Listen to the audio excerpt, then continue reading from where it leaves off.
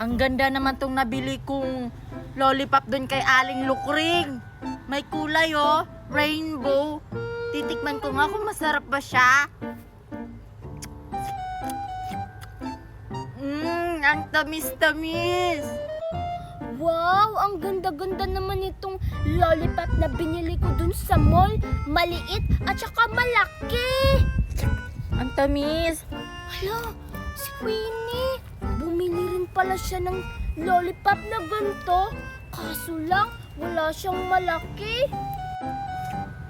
Ang tamis. Ay, alam ko na. Ipapainggit ko sa kanya itong malaki kong lollipop. Itatago ko muna to para hindi niya makita. Donut, donut. Ang sarap-sarap. Bibili ulit ako kapag naubos ko to. Ay, Queenie!